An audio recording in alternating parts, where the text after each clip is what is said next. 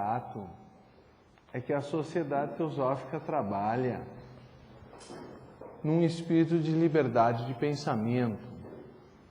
Portanto, o que eventualmente eu vier a dizer aqui não é a voz oficial da Sociedade Teosófica, evidentemente, mas fruto da minha reflexão.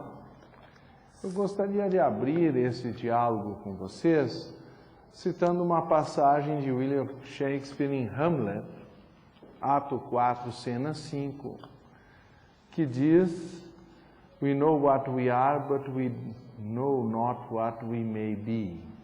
Nós sabemos quem somos ou o que somos, mas não sabemos quem podemos vir a ser ou o que podemos vir a ser. Então, de fato, nós pensamos que sabemos quem somos, mas desconhecemos, de um modo geral, as nossas potencialidades, o que nós podemos vir a ser.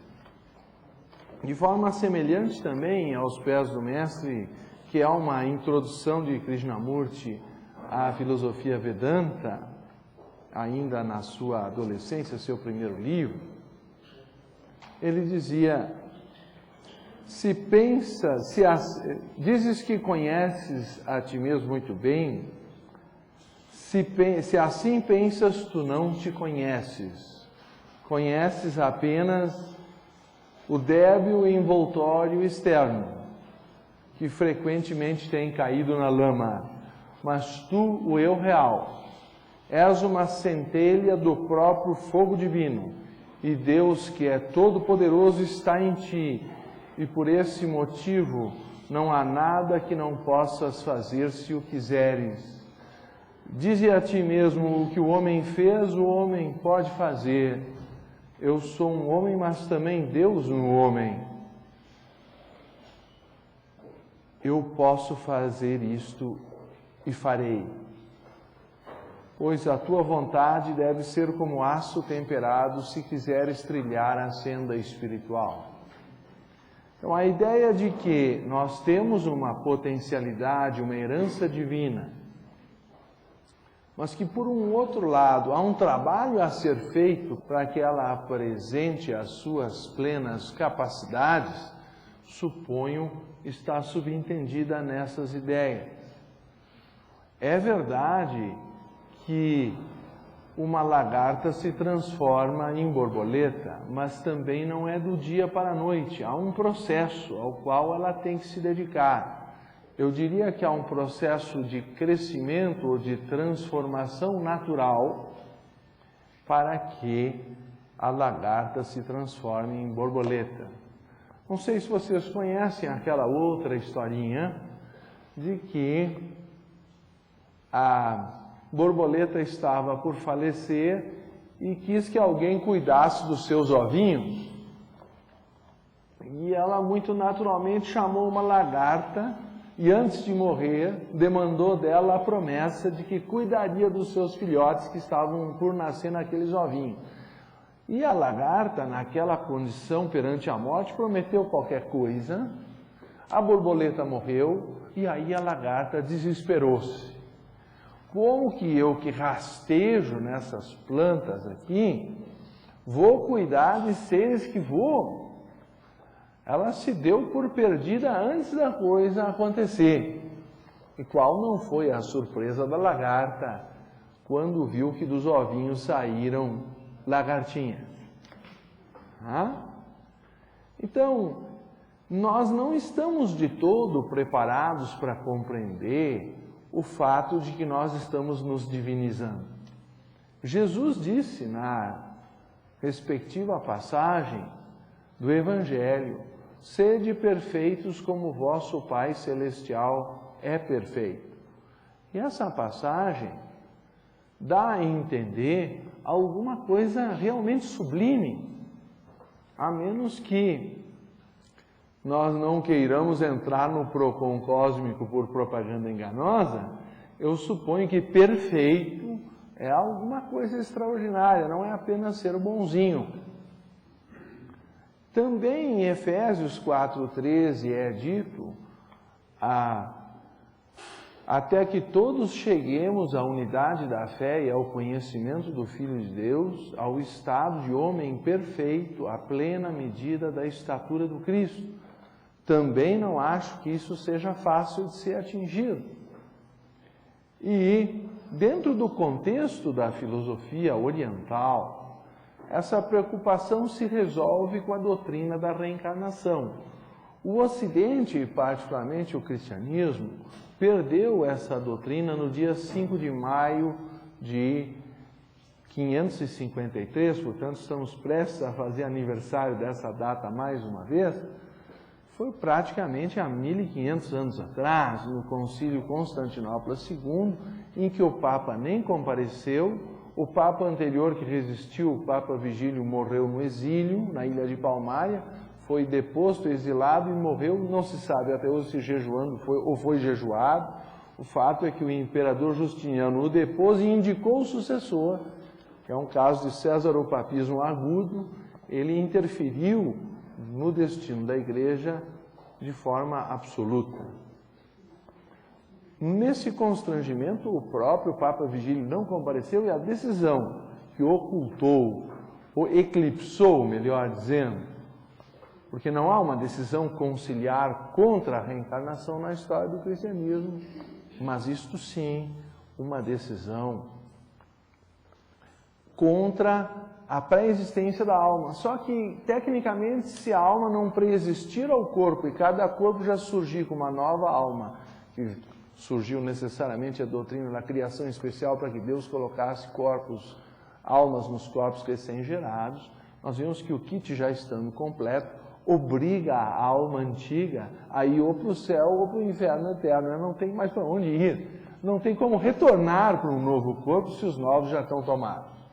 Então, embora eu insisto em dizer, não haja na tradição ocidental uma decisão contra a reencarnação na história dos concílios, ela foi eclipsada, ela foi arbitrariamente afastada, embora em Mateus 11, Mateus 17, nós tenhamos a ideia do retorno de Elias, já prevista em Malaquias 4:5 e Isaías 43, não teríamos tempo para entrar em todo esse detalhe. Eu faço apenas alusão que, do ponto de vista do yoga, a reencarnação faz parte daquela filosofia que contextualiza todo o hinduísmo, ou Sanatana Dharma.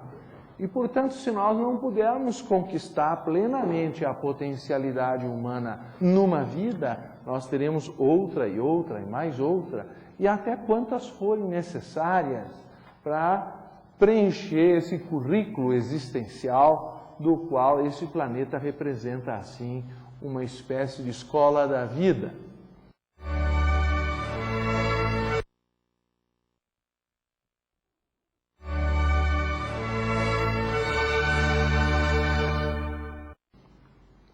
Então, o yoga é simplesmente definido como sendo um estado de união.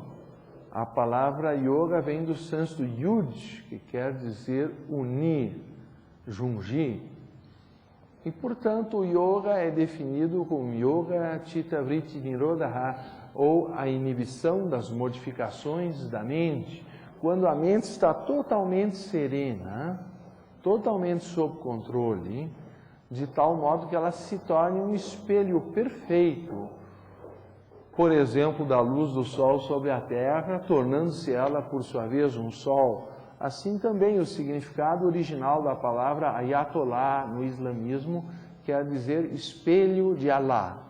Eu acho uma ideia muito bela de que nós poderemos um dia nos tornar perfeitos. E isso significa que o universo é constituído por espelhos. Essa herança já está contida em Gênesis 1, 26, 27, quando é dito que fomos feitos à imagem e semelhança de Deus. E, portanto, isso dá uma situação de espelhamento. Também no budismo é dito, olha para dentro, tu és Buda. Na passagem de Voz do Silêncio, aforismo 116, enquanto que no aforismo 292 do Vivekachudamani de Sri Shankaracharya é uma escola vedantina, que foi por ele particularmente fundada, Advaita Vedanta, compreendendo que Atman, o Espírito, é Brahman, ou Deus, e que nele este universo é refletido como uma cidade num espelho, tu alcançarás a meta final. Conseguir reconhecer Deus em todos os seres e em todas as criaturas, por mais que o espelho possa estar deformando a reflexão da sua imagem, dado que às vezes o espelho não está suficientemente polido ou agregou uma série de poeiras, como diz a voz do silêncio, que nós temos que deixar que a brisa leve aquele peso ou a poeira do passado.